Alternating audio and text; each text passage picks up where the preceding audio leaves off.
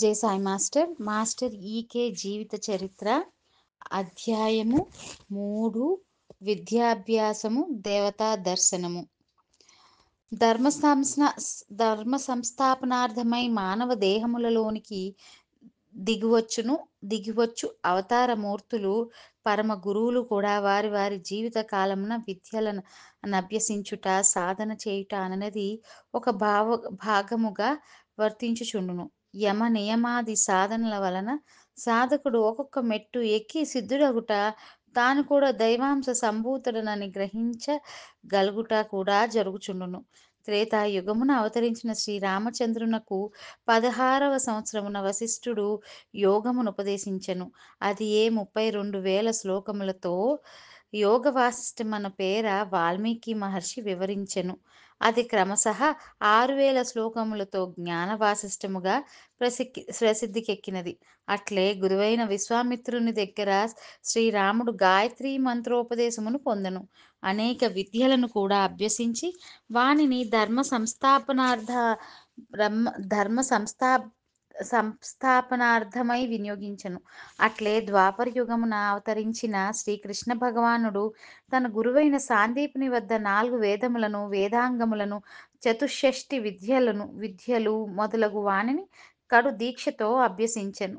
అట్లే నారదుడు, వాల్మీకి, వ్యాసుడు మొదలైన మహర్షులందరూ కూడా అనేక సాధనలను చేసిరి. జగద్గురువైన మైత్రేయుడు ఎన్నియో సాధనలను చేసి గంగానది దగ్గర తపస్సును కూడా చేసినట్లు మనకు భాగవతం చెప్పుచున్నది. ప్రస్తుత యుగమున శ్రీ అరవిందులు చేసిన యోగ సాధన, శ్రీ రామకృష్ణ పరమహంస చేసిన మంత్ర తంత్ర సాధన అందరకు విదితమే. మాస్టర్ గారు కళాశాల యందు విశ్వవిద్యాలయమునందు విద్యార్థిగా చదువుకొనుట, యోగమును అభ్యసించుట అనునవి రెండును ఒకే పర్యాయము జరిగినవి. వానికి సంబంధితమైన కొన్ని అంశములనిచ్చట పొందుపరచుచున్నాను.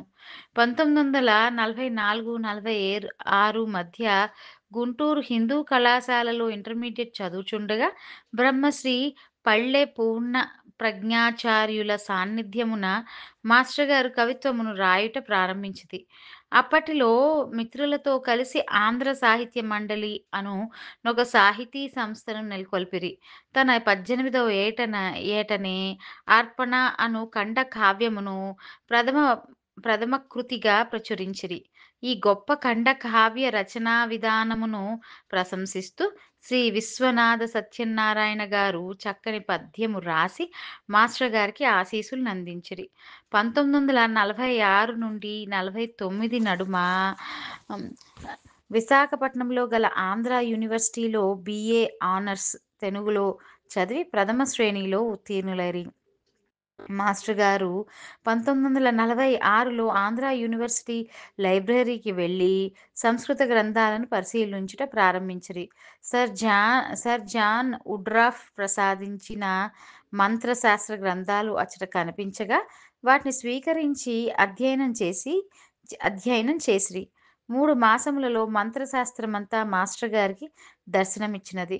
అప్పట్లో ఆయా మంత్ర గ్రంథాలలో భద్రపరచబడి ఉన్న కొన్ని రహస్యాలను ఆయన ఒక పుస్తకములో రాసుకున్నారు.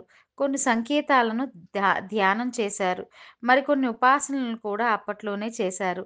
మంత్రమయమైన, జ్ఞానమయమైన అప్పటి మాస్టర్ గారి జీవితంలో చిత్రమైన స్వప్నాలు, విచిత్రమైన అనుభవాలు భాసించాయి. కొన్ని నిదర్శనాలు కూడా కలిగాయి. 1947లో సరస్వతి, వాగీశ్వరి మొదలగు దేవతా మంత్ర సాధనను మాస్టర్ గారు అఖండంగా జరిపారు.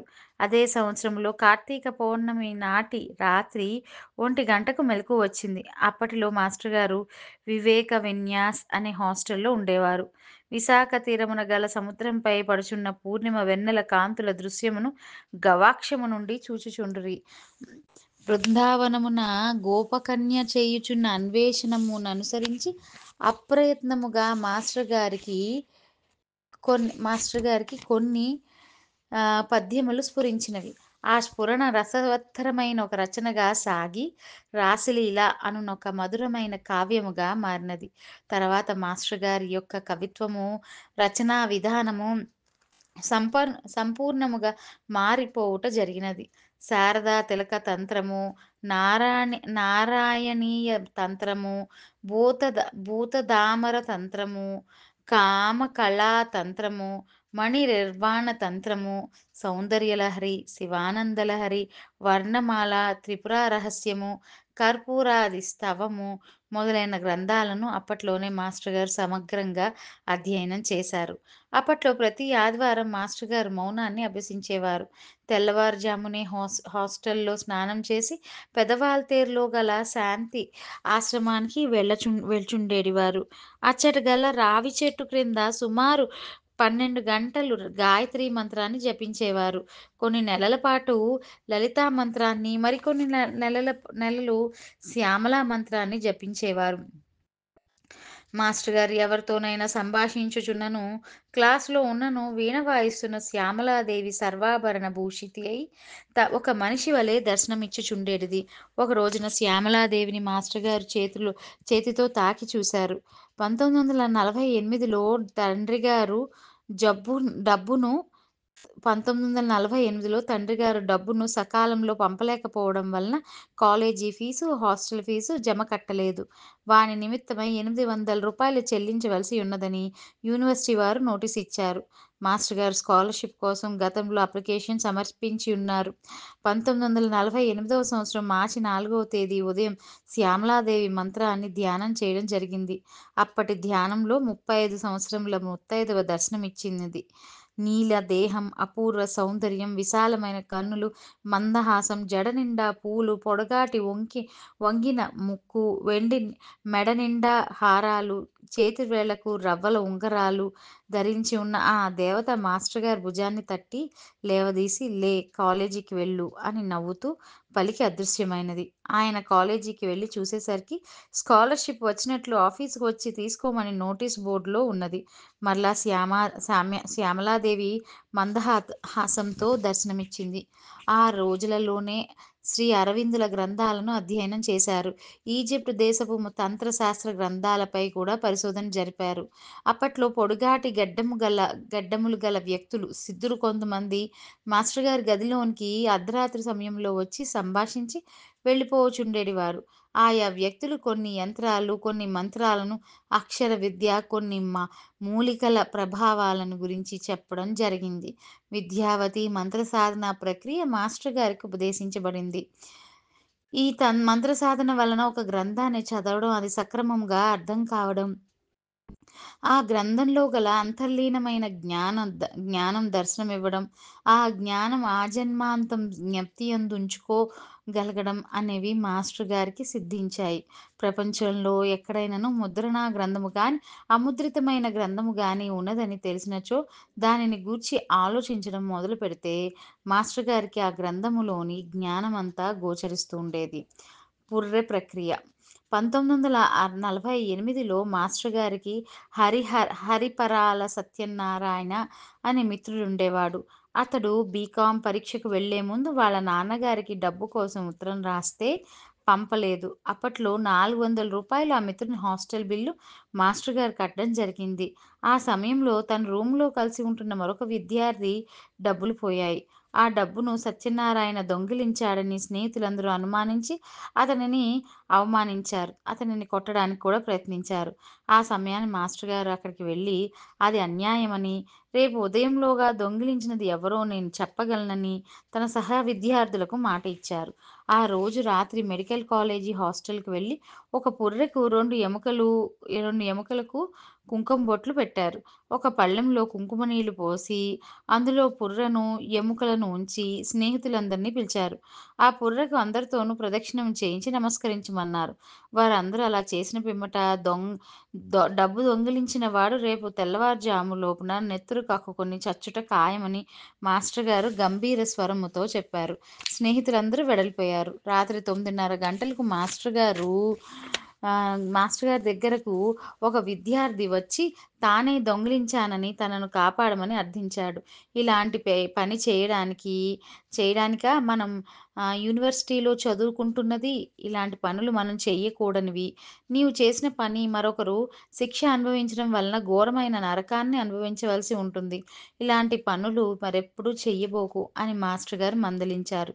తాను చేసిన తప్పుకు ఎంతో పశ్చాత్తాపపడి ఆ విద్యార్థి బుద్ధిమంతుడిగా తర్వాత ప్రవర్తించడం మొదలుపెట్టాడు.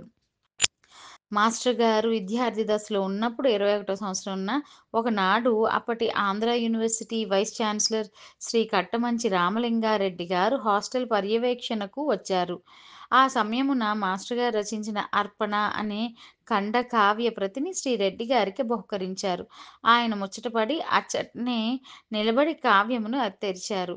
'గుంటూరు సీమ' అను శీర్షిక క్రింద ఘన ఘనుడాంధ్ర ఘనుడాంధ్ర సుకుడు వేమన యోగి వర్షించు జ్ఞానామృతము గ్రోలి ఘనత చెంది అను పాదమును చదివి నీ వీపు తట్టి చాలా బాగున్నదిరా, ఒకమారు మా ఇంటికి రారా అన్నారు. తర్వాత 2 మాసములలో మాస్టర్ గారు 'ఋతుగానము' అను ఖండకావ్యమును రచించి తీసుకొని పోయి వారికి వినిపించారు.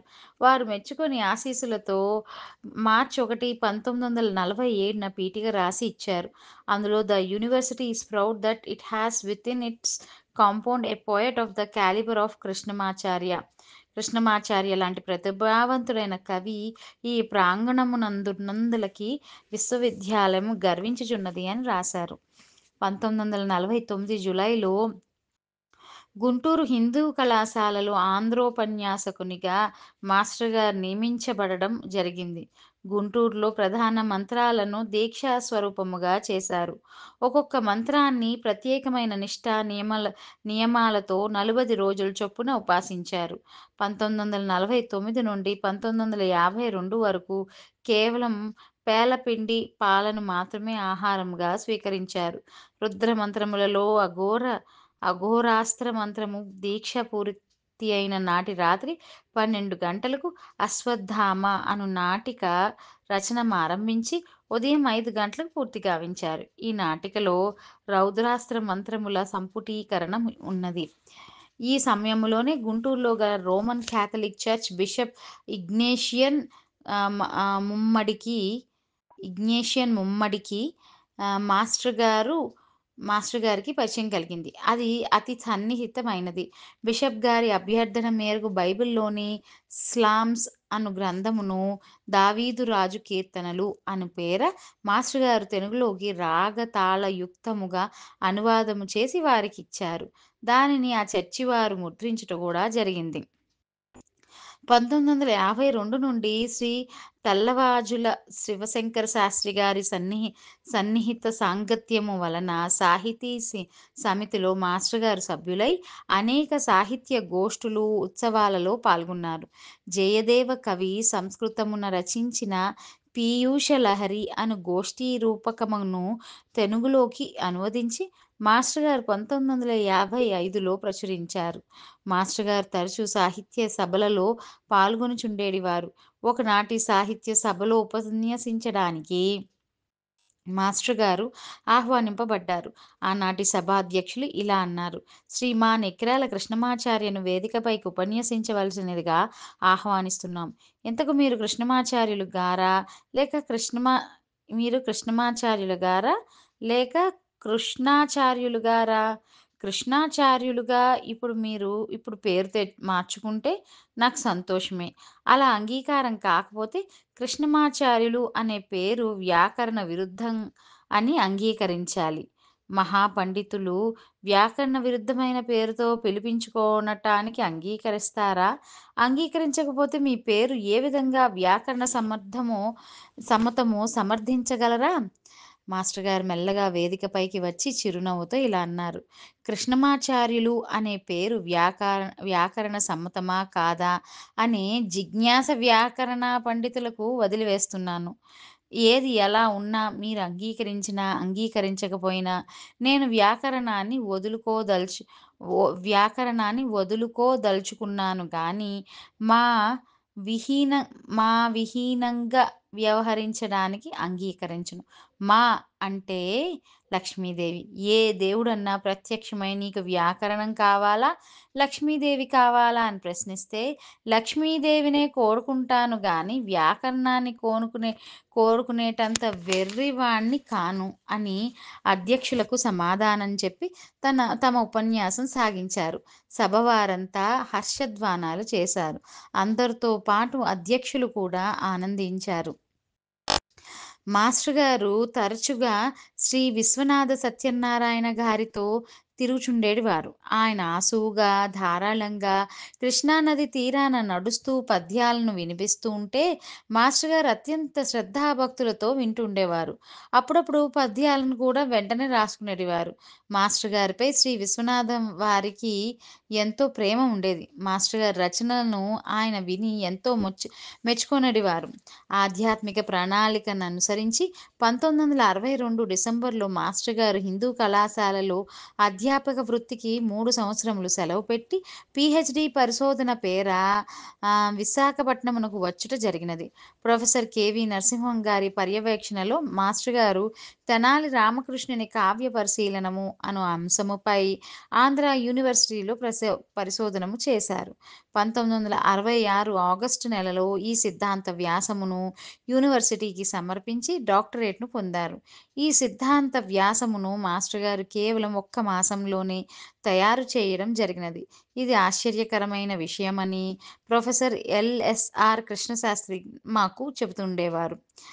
మాస్టర్ గారు యూనివర్సిటీలో పరిశోధన ఒక ప్రక్క చేయుచు, మరియొక ప్రక్క ఆధ్యాత్మిక సేవా కార్యక్రమములను నెరవేర్చుచుండేడివారు. అప్పటిలో యూనివర్సిటీ అధ్యాపకులైన Shri BG Srinivasa Rao, Shri LSR Krishna Sastri, Shri T Ramesh Datta, Shri KV Ramana ఇంకా అనేక మంది మాస్టర్ గారితో సన్నిహితత్వం ఏర్పడినది. విశాఖ నగరంలో అనేక మంది మాస్టర్ గారి విశ్వ ప్రేమ తత్వానికి ఆకర్షింపబడుట జరిగినది. మరియొక ప్రక్క ఆయన ధారపోస్తున్న జ్ఞానాన్ని జీవితంలో నింపుకునే కొన్ని వందల మంది ప్రబోధింపబడడం జరిగినది. మరికొందరు మాస్టర్ గారి సాహచర్యంలో అనుభూతిని పొందగలిగారు. ఆయన ఎడబాటును తట్టుకోలేని వారు కొంతమంది ఉన్నారు. ఇలాంటి పరిస్థితులలో మాస్టర్ గారు పరిశోధన అయిపోయింది కనుక తిరిగి గుంటూరు వెళ్ళిపోతారేమో అని కొంతమందికి భయం. మరి కొంతమందికి లోపల తీవ్రమైన ఆవేదన. మాస్టర్ గారు మనబోటి వారిని ఎలా వదిలిపోతారు? ఆనందాన్ని పంచిపెట్టిన ఆయన మనల్ని దుఃఖసాగరంలో ముంచివేస్తారా? అని మరికొందరికి లోలోపల దుఃఖం. మాస్టర్ గారు వెళ్ళిపోదలుచుకుంటే గుంటూరు వెళ్ళిపోగలరు. ఆయన ఉండదలుచుకుంటే ఉండగలరు. అది ఆయన సంకల్పం మీద ఆధారపడి ఉంటుంది అని మరికొందరు. ఇలా భావిస్తున్న సమయంలో ఇట్టి పరిస్థితులలో ఒకరోజు మాస్టర్ గారు రామాయణము ఉపన్యాసం అయిన తర్వాత నేను సాయంత్రం బయలుదేరి గుంటూరు వెళ్దామనుకుంటున్నాను అని ఒక మాట అన్నారు. అంతా నిర్ఘాంతపోయారు. అనేక మంది కలత చెందారు కూడా. ఆ సమయంలో ప్రముఖ స్వాతంత్ర యోధుడు, ఆంధ్ర యూనివర్సిటీ సిండికేట్ సభ్యులు శ్రీ కందాళ సర్వేశ్వరరావు గారు జీపులో మాస్టర్ గారి దగ్గరకు హఠాత్తుగా రావడం జరిగింది. మాస్టర్ గారు, మీ బోటి నిర్మల హృదయుడు, నిష్కామయోగి, మహాపురుషుడు ఆంధ్ర యూనివర్సిటీకి అధ్యాపక సేవలందించడం అనేది యూనివర్సిటీకి శోభను కలగజేస్తుంది.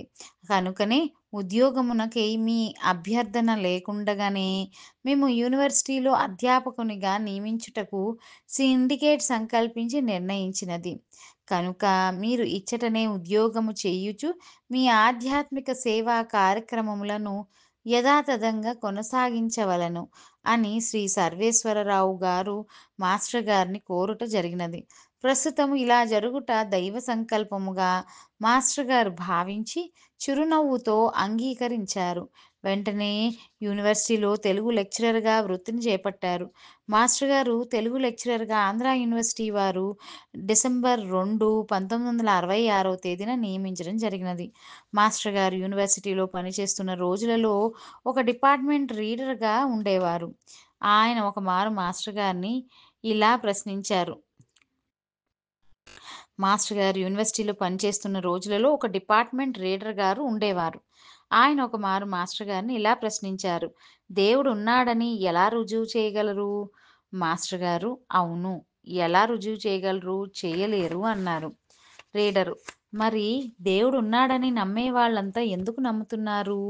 మాస్టర్ గారు: అది నమ్మేవాళ్ళని అడగాలి. రీడరు: మీరెందుకు నమ్ముతున్నారు? మాస్టరు: నేనెందుకు నమ్ముతున్నాను? నమ్మటం లేదు. రీడరు: మరి మీరు బొట్టు ఎందుకు పెట్టుకున్నారు? మాస్టరు: దేవుడికి బొట్టుకి సంబంధం లేదు. బొట్టు నాది, దేవుడిది కాదు. మీరు ఫేస్ పౌడర్ ఎందుకు పూసుకుంటున్నారు? నేను బొట్టు అందుకే పెట్టుకుంటున్నాను. బొట్టు పెట్టుకుని నా మొఖం నేను అద్దంలో చూసుకుంటే నాకు నేను ముద్దొస్తూ ఉంటాను. ఆ రోజులలోనే ఒక మహా విద్వాంసుడొకాయన కూడా యూనివర్సిటీలో పనిచేస్తుండేవారు. వారు శాస్త్రాలు, పురాణాలు, ఉపనిషత్తులు అన్నిటిని క్షుణ్ణంగా ఆచమించినవారు. ఆయన మీరు సర్వం దైవ సంకల్పమే అంటారు. మానవ ప్రయత్నం కూడా దైవ సంకల్పంలో భాగమే అని నమ్ముతున్నారు. అలా నమ్మి మనం ఏమీ చేయకుండా ఉండిపోతే ఏమవుతుంది? అంతా దైవమే కదా! మనం 3 రోజులు కాలేజీకి రావడం మానేసామనుకోండి, అప్పుడు మీ దైవ సంకల్పం ఏమవుతుంది? అని ఆ విద్వాంసుడు ప్రశ్నించారు. మీరు ఈ ప్రశ్నకి ఇప్పుడు వేయ మీరు ఈ ప్రశ్న ఇప్పుడు వేయవలసింది కాదు. 3 రోజులు కాలేజీకి రావడం మానేసి, 4గవ రోజున వేయాలి. అలా ఎప్పుడూ చెయ్యరు గనుక, మీ చేతులలో ఏమీ లేదని, అంతా దైవానుగ్రహమే అని స్పష్టమవుతుంది. ఆ విషయాన్ని ప్రయోగాత్మకంగా మీరే రుజువు చేశారు అని మాస్టర్ గారు జవాబు ఇచ్చారు. ఎప్పుడూ మీకోసం జనం వస్తూ పోతుంటారు. మీరెక్కడ ఉన్నా 10 మంది చేరుతూ ఉంటారు. మీరు జన వశీకరణం చేస్తున్నట్లు నాకు అనుమానం. మీరు ఏ మంత్ర సాధన చేస్తారు? అని ఒక యూనివర్సిటీ విద్యార్థి ప్రశ్నించాడు. దానికి మాస్టర్ గారు ఇలా చెప్పారు. వశీకరణానికి ఒక మంచి మంత్రం ఉన్నది. అది 10 మందికి ఉపయోగపడే పని చేయడం. కొందరు మందు కోసం వస్తారు. కొందరు తమ బాధలను చెప్పుకుని సలహా పొందడం కోసం వస్తారు. కొందరు తాము సాధించిన గొప్ప విషయాల గురించి చెప్పడానికి వస్తారు. కొందరు తమ కవిత్వాన్ని, రచనలను వినిపించడానికి వస్తారు. ఇంతకీ ఇన్ని విధాల వారికి ఉపయోగపడేందుకు ప్రయత్నం చేసినందువల్ల వాళ్ళంతా వస్తూ ఉంటారు. బెల్లం ఉన్న చోట చీమలు చేరినట్లు ఉపయోగం ఉన్న చోట మానవులు చేరతారు. వారిని మనం స్వంతానికి ఉపయోగించుకోకుండా ఉండటమే అన్నిటికీ మించిన వశీకరణ మంత్రం. ఒకనాడు అనకాపల్లిలో ఒక గ్రంథాలయంలో ఉపన్యసించటానికి మాస్టర్ గారిని ఆహ్వానించారు. అధ్యక్షులుగా ఒక విశ్వవిద్యాలయంలో ఆచార్య పదవిలో ఉన్న వారిని ఆహ్వానించారు. అధ్యక్షులు వారు తమ అధ్యక్షోపన్యాసం సాయంత్రం 6 గంటలకు ప్రారంభించి రాత్రి 8 గంటల 15 నిమిషాల దాకా నడిపేశారు. వారు ప్రసంగించిన ప్రధానాంశం ఔచిత్యము గురించి. అందులో కాలం పాటించుట, సంభాషించుట మున్నగు వాని ఔచిత్యం గురించి హోరాహోరీగా ప్రసంగించారు. రాత్రి 8 గంటల 15 నిమిషాలకు ఆపి, ఇప్పుడు శ్రీమాన్ కృష్ణమాచార్య గారు ఉపన్యసిస్తారు అని కూర్చున్నారు. మాస్టర్ గారు తాపీగా లేచి నిలబడి, ఇప్పటికి 8 గంటల 15 గ నిమ్ ఎనిమి 8 గంటల 15 నిమిషాలయింది. కాబట్టి సభలో కూర్చున్న వారి కష్ట సుఖాలను ఆలోచించి ఔచిత్యం పాటిస్తూ అధ్యక్షుల వారు నా కర్తవ్యాన్ని నిర్ణయించవలసింది అని పలికి కూర్చున్నారు. అధ్యక్షులు లేచి నిలబడి కొన్ని క్షణాలు నిరుత్తరులైనారు. దిగ్గ చెమటలు పోసినాయి. ఒక 15 నిమిషాల పాటు మాట్లాడండి అని నీరసంగా అన్నారు. మాస్టర్ గారు మరలా లేచి నిలబడి, ఈ సభలో కూర్చున్నంత మాత్రాన వీరందరూ మనకు లోకువా అనుకోరాదు. వారి కష్ట సుఖాలు ఆలోచించి ఔచిత్యం పాటిస్తూ ఇంకొక అవకాశాన్ని మనమిద్దరం మళ్ళీ వినియోగించుకుందాం అని అధ్యక్షునితో పలికి సభ ముగింపు చేశారు. సభ వారంతా నవ్వుకున్నారు. యూనివర్సిటీలో ఒక ప్రొఫెసర్ గారు మిగిలిన అధ్యాపకులలో కొందరిని ఒక్కొక్క పర్యాయం హఠాత్తుగా మీ జీవిత ధ్యేయం ఏమిటి అని ప్రశ్నిస్తుండేవారు. దానికి జవాబును వెంటనే ఇవ్వలేక ఆ అధ్యాపకులు సతమతమవుతూ ఉంటే వారు ఒక పర్యాయం మాస్టర్ గారిని ఈ ప్రశ్న ఆహ్, స స్ సతమతమవుతూ ఉండేవారు. ఓకే. యూనివర్సిటీలో ఒక ప్రొఫెసర్ గారు మిగిలిన అధ్యాపకులలో కొందరిని ఒక్కొక్క పర్యాయం హఠాత్తుగా మీ జీవిత ధ్యేయం ఏమిటి అని ప్రశ్నిస్తుండేవారు. దానికి జవాబును వెంటనే ఇవ్వలేక ఆ అధ్యాపకులు సతమతమవుతూ ఉండేవారు. ఒక పర్యాయం మాస్టర్ గారిని ఈ ప్రశ్న వేశారు. అప్పుడు వెంటనే సూటిగా నా జీవిత ధ్యేయం జీవించటమే అని సమాధానమిచ్చారు. ఇది విని ఆయన నిశ్శబ్దాన్ని పాటించారు. కొద్ది క్షణాలాగి మాస్టర్ గారు నవ్వుతూ ఇంతకీ మీ జీవిత ధ్యేయమేమిటో అని ప్రశ్నించారు. అప్పుడు కూడా ఆయన నిశ్శబ్ద స్థితిలోనే ఉన్నారు. మాస్టర్ గారు చేస్తున్న నిస్వార్థ సేవను పొందడానికి, అలాగే ఆయన పంచిపెడుతున్న ఆధ్యాత్మిక విజ్ఞానాన్ని స్వీకరించడానికి, మాస్టర్ గారి ప్రసంగాలలో పాల్గొనటానికి కొన్ని వందల మంది ఆయన దగ్గరకు వస్తూ పోతూ ఉండేవారు. యూనివర్సిటీలో కూడా అనేక మంది అధ్యాపకులు, విద్యార్థులు మాస్టర్ గారిని ఒక దైవంగా కూడా భావించేవారు. ఇలాంటి విషయాలు యూనివర్సిటీలో కొంతమంది ప్రొఫెసర్‌లకు గిట్టేవి కావు. వారు సహించలేకపోయేడివారు. కానీ మాస్టర్ గారు మాత్రం వారిని గౌరవిస్తూ ఉండేవారు. వారిపై ఈయనకు ఎట్టి దురభిప్రాయం ఏర్పడేవి కావు. ద ఎవరైనా మీరంటే వారికి అసూయ అని చెప్పినప్పుడు మాస్టర్ గారు విని నవ్వుతూ, "ఆహా! నాకు తెలియదే. అయినా వారికి కలిగిన అసూయతో నాకెట్టి సంబంధము లేదు. అది వారికి సంబంధించినది. నాకు సంబంధించిందల్లా ప్రేమ. కనుకనే వారు నా సహాయ సహకారాల్ని అడిగినప్పుడు అట్టి ప్రేమతో అందిస్తుంటాను" అని చెప్పేవారు. 1972లో ప్రప్రథమంగా మాస్టర్ గారు విదేశ పర్యటన చేయడం జరిగింది. దీనికి కూడా కొంతమంది అధ్యాపకులు అసూయ పడడం జరిగింది. కానీ ఫలానా వారిట్లా నాపై అసూయ పడుతున్నారని కానీ, వారు నాకు గిట్టని వారని కానీ మాస్టర్ గారు ఎన్నడూ ఎవరితోనూ చెప్పుట జరగలేదు. దానికి కారణము ఆయన ఆయనలాగే ఉండుట వలననే. అంతే గాని ఇతరుల అభిప్రాయములకు, ఇతరుల యొక్క రాగద్వేషములకు మాస్టర్ గారు ఎప్పుడునూ అంటిపెట్టుకుని ఉండేడివారు కాదు గనుక. మాస్టర్ గారు విద్యార్థుల విషయంలో పక్షపాతం చూపిస్తున్నారని, ఆయన యూనివర్సిటీకి సరిగ్గా హాజరగుట లేదని ఒకరిద్దరు ప్రొఫెసర్లు అప్పటి వైస్ ఛాన్సలర్‌గా డాక్టర్ బుల్లయ్య గారికి ఫిర్యాదునిచ్చుట జరిగింది. అది విని మాస్టర్ గారు నవ్వుకున్నారు. తర్వాత అనగా 1974లో మాస్టర్ గారు విదేశ పర్యటన చేయుటకై యూనివర్సిటీకి సెలవు నిమిత్తమై లేఖను సమర్పించడం జరిగింది. అప్పుడు సెలవు మంజూరు చేయకుండా ఉండుటకు మరొకరు తీవ్ర ప్రయత్నం చేశారు. మాస్టర్ గారిని తప్పనిసరిగా రావాలని విదేశముల నుండి హృదయపూర్వకమైన ఆహ్వానములు వచ్చినవి. దినచర్యలో ముఖ్యమైన విషయాలకు ప్రాధాన్యమిచ్చే మాస్టర్ గారి జీవితంలో అతి పవిత్రమైన, ముఖ్యమైన ఆయన అవతార లక్ష్యమైన ప్రాక్‌పశ్చిమ సమ్మేళన కార్యక్రమాన్ని కొనసాగించడానికి ఈ ఉద్యోగమును త్యజించడానికై సంకల్పించుకున్నారు. అప్పుడు మాస్టర్ గారు 1974 ఏప్రిల్ మాసంలో తన రాజీనామా లేఖను యూనివర్సిటీకి తన సహజమైన చిరునవ్వుతోనే సమర్పించడం జరిగింది. కేవలం మాస్టర్ గారికి పక్షపాత బుద్ధి ఉన్నదని నింద వేయుట వలననో, లేదా విదేశ యాత్రకు సెలవు మంజూరు చేయకపోవడం వలననో ఉద్యోగమునకు రాజీనామా ఇవ్వడం జరిగిందని తోటి అధ్యాపకులు, విద్యార్థులు భావించడం, అందులో కొంతమంది బాధపడడం కూడా జరిగింది. Andhra university registrar doctor Gopalakrishnareddy గారిని వైస్ ఛాన్సలర్ పిలిచి, "కృష్ణమాచారి గారు తొందరపడి రాజీనామా చేశారు. పెద్ద కుటుంబం కలవారు. పైగా బ్రాహ్మణుడు. ఉద్యోగం మానివేస్తే కుటుంబాన్ని ఎలా పోషించగలరు? నన్నొకమారు కలుసుకోమని ఆయనతో చెప్పండి" అని తెలిపారు. ఈ మధ్య కాలంలో మాస్టర్ గారిపై ఒక ప్రొఫెసర్ గారిచే విచారణ జరిపించడం కూడా జరిగినది. మాస్టర్ గారి విధి నిర్వహణలో ఎట్టి లోపములు లేవని, అట్లే విద్యార్థులపై పక్షపాత బుద్ధి ఉన్నట్లు ఎట్టి నిరూపణములు కూడా లేవని సుస్పష్టముగా నివేదికలో పేర్కొనడం జరిగింది. రిజిస్ట్రార్ గారు మాస్టర్ గారికి వైస్ ఛాన్సలర్ గారిని కలుసుకోవాల్సిందని చెప్పడం, దాని ప్రకారం ఆయన వారిని కలుసుకోవడం తటస్థించింది. అప్పుడు మాస్టర్ గారితో ఆయన భావాలను వ్యక్తం చేస్తూ, "ఇలాంటి విషయాల్లో ఆవేశపడడం కాదు, ఆలోచించడం ముఖ్యం. కనుకనే నేనింతవరకు మీ రాజీనామాను అంగీకరించలేదు. మీరు బాగా ఆలోచించండి. ఆవేశం వద్దు" అని సూచించారు. అప్పుడు మాస్టర్ గారు నవ్వుతూ, "నేను బాగా ఆలోచించి ఈ నిర్ణయాన్ని తీసుకోవడం జరిగింది. అంతేగాని నేను ఉద్వేగముతో ఈ నిర్ణయం తీసుకోలేదు. అంతేకాక ఈ నా నిర్ణయానికి నాపై విచారణ జరిపించడం, అలాగే విదేశ పర్యటనకు సెలవు ఇంకా మంజూరు కాకపోవడం కూడా కారణాలు కావు. దైవ సంకల్పమే ఈ నిర్ణయానికి మూల కారణం. నాపై మీకు గల ప్రేమకు, అలాగే ఆంధ్ర యూనివర్సిటీ కార్యనిర్వాహకులకు నేను హృదయపూర్వక ధన్యవాదాలను సమర్పించుకుంటున్నాను" అని త్రికరణ శుద్ధితో వివరించారు. తర్వాత కొంతకాలానికి యూనివర్సిటీ వారు మాస్టర్ గారి రాజీనామాను ఆమోదించారు. ఈ వార్త అప్పటికిలో యూనివర్సిటీలో సంచలనం కలిగించింది. ఇచ్చటనే ఒక విషయం ప్రస్తావించుట జరిగిచున్నది.